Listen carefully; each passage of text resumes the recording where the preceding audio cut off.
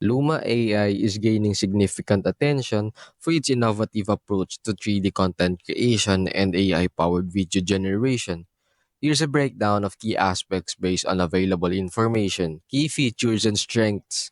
First, AI-powered 3D capture. Luma AI excels at generating realistic 3D models using smartphone captured images and videos.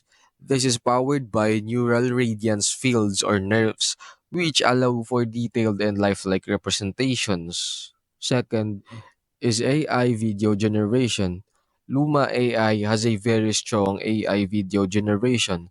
Their Dream Machine is getting very good reviews. The ability to create video from text prompts and image to video prompts is very powerful tool. Third is user-friendly interface. The platform is designed to be accessible, making 3D and video creation easier for users with varying levels of experience. Fourth, versatile export options.